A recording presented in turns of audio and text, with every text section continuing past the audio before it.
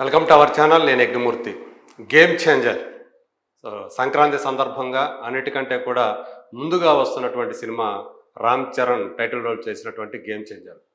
తమిళంలోని top director, ఇంకా చెప్పాలంటే ఇండియాలోని టాప్ డైరెక్టర్స్లో ఒకరైనటువంటి శంకర్ డైరెక్ట్ చేసినటువంటి వెరీ ఫస్ట్ తెలుగు మూవీగా ఇప్పుడు గేమ్ చేంజర్ మన ముందుకు రాబోతుంది జనవరి 10న.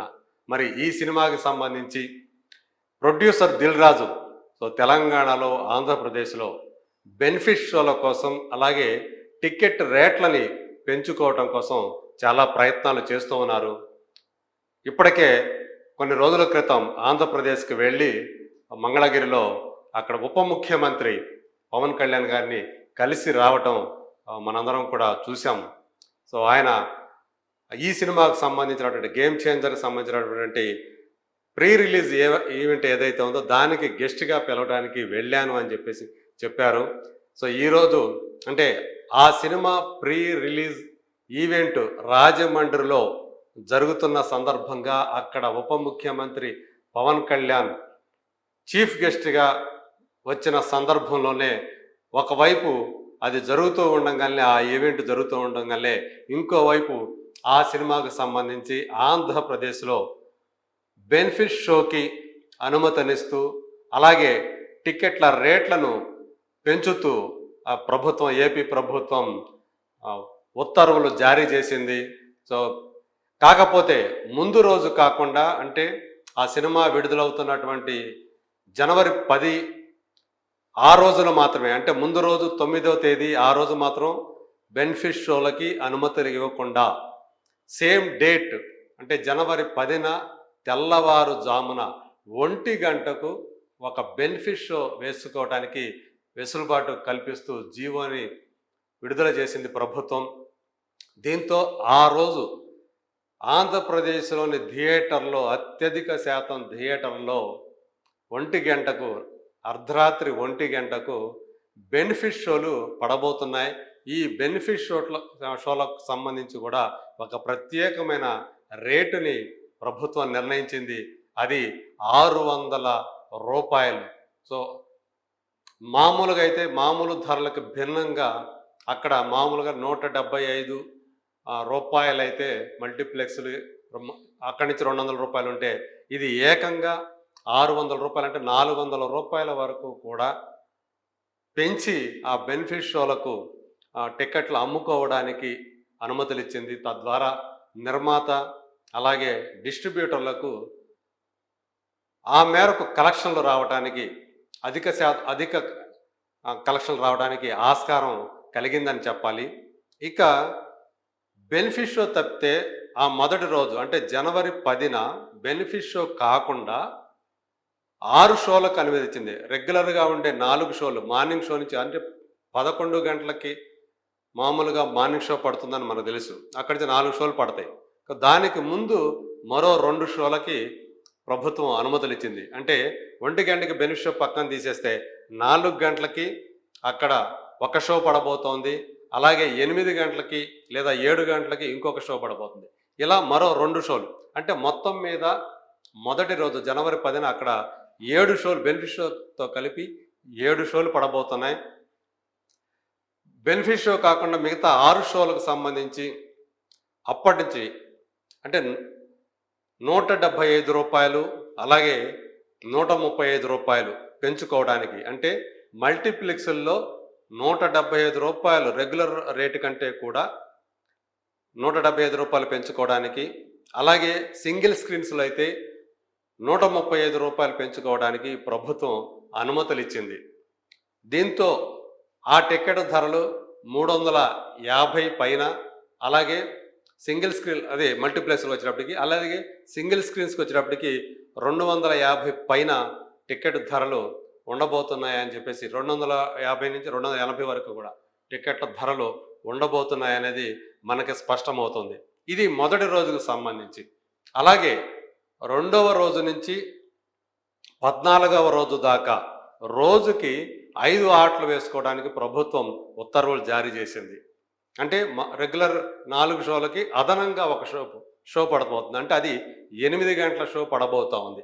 దీనికి కూడా ఇవే రేట్లు వర్తిస్తాయి. అంటే పెంచిన రేట్లు ఏవైతే ఉన్నాయో మల్టీప్లెక్స్లో రూ. 175, సింగిల్ స్క్రీన్స్లో రూ. 135. సో ఈ రేట్లని నిర్ణయిస్తూ ప్రభుత్వం ఉత్తర్వులు జారీ చేసింది.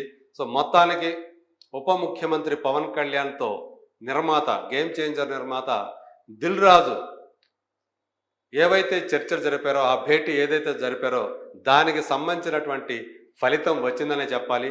ఒకవైపు ఆ సినిమాకి సంబంధించినటువంటి బెనిఫిట్ షో, అలాగే టికెట్ ధరల పెంపుకు సంబంధించినటువంటి సానుకూలత ఆయన సాధించగలిగారు.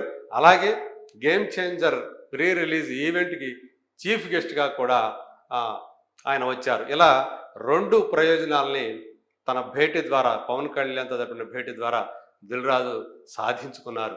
మరి ఆంధ్రప్రదేశ్ సంబంధించి అప్పుడే యాక్చువల్గా అయితే సినిమా 10వ తేదీ రిలీజ్ అయితే ఒక 2 రోజులు లేదా 3 రోజుల ముందు జీవోలు రావటం, ఈ బెనిఫిట్ షోలు కానీ లేదా టికెట్ ధరల పెంపు ధర సంబంధించి కానీ 2-3 రోజుల ముందు జీవోలు వస్తాయి. అలాంటిది ఏకంగా అంటే వారం రోజుల ముందే ఆయన ఈ ఉత్తర్వులు సాధించుకోగలగడం అనేది విశేషంగా చెప్పుకోవాలి. మరి తెలంగాణ ప్రభుత్వం ఏం చేయబోతుంది గేమ్ చేంజర్కి సంబంధించి? ఏపీ ప్రభుత్వం అయితే సో సానుకూలంగా, నిర్మాతకు సానుకూలంగా ఇచ్చిన నేపథ్యంలో మరి ఇక్కడ పుష్ప 2 అనే సినిమాకి సంబంధించి డిసెంబర్ 4న సంధ్యా థియేటర్లో జరిగినటువంటి ఆ దుర్ఘటన నేపథ్యంలో బెనిఫిట్ షోలకి అలాగే టికెట్ ధరల పెంపుకి మేము ఇంకా సిద్ధంగా ఉండం, అవి ఉండబోవు ఇక నుంచి అని కూడా అసెంబ్లీ సాక్షిగా ముఖ్యమంత్రి రేవంత్ రెడ్డి చేసిన వాటి ప్రకటన ఏదైతే ఉందో దానికి కట్టుబడి ఉండబోతా ఉందా గేమ్ చేంజరు? అలాగే గేమ్ చేంజర్ తర్వాత డాకు మహారాజ్ సినిమా, సంక్రాంతికి వస్తున్నాం సినిమా, ఈ రెండు కూడా లైన్లో ఉన్నాయి. ఒకటి 12వ తేదీ, మరొకటి 14వ తేదీ రాబోతున్నాయి. సో ఏ సినిమాలకు కూడా బెనిఫిట్ షోలకి తెలంగాణ ప్రభుత్వం అనుమతులు ఇచ్చే ప్రసక్తి లేదా? అంటే ఒక సినిమాకి ఇస్తే మరో సినిమాకు కూడా ఇవ్వాల్సినటువంటి పరిస్థితి ఉంది.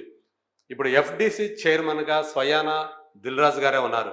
మరి ఆయన ఒక ప్రభుత్వం తరపున ఒక నామినేటెడ్ పోస్ట్లో ఉన్నప్పటికీ కూడా తన సినిమాకి బెనిఫిట్ షోలు దక్కించుకోలేని పరిస్థితి ఉంటే మిగతా సినిమాలకు కూడా ఆ అవకాశం ఫ్యూచర్లో కూడా ఉండదనే చెప్పాలి.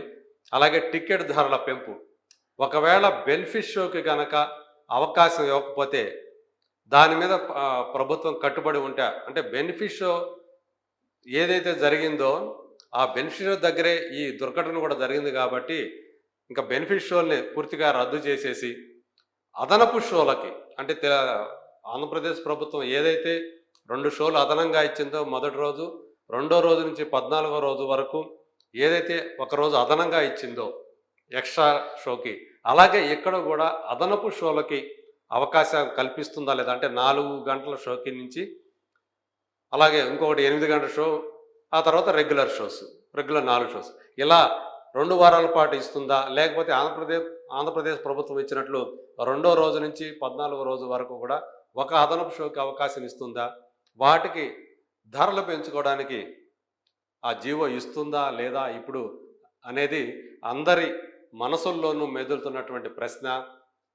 ఏపీకి సంబంధించినటువంటి ఉత్తర్వులు ఏవైతే చాలా ముందుగా రావటం వల్ల ఇప్పుడు తెలంగాణ ప్రభుత్వం వైపే అందరు చూపులు వెళ్ళాయి. మరి రేవంత్ రెడ్డి ప్రభుత్వం ఏం చేయబోతా ఉంది? సినిమాటోగ్రఫీ మినిస్టర్ అయినటువంటి కోమటిరెడ్డి వెంకటరెడ్డి ఏం చేయబోతున్నారు అనేది ఇప్పుడు అందరి ముందు ఉన్నటువంటి ఆసక్తి రేపుతున్నటువంటి ప్రశ్న. మరి దీనికి సమాధానం ఏం వస్తుందో let us wait and see.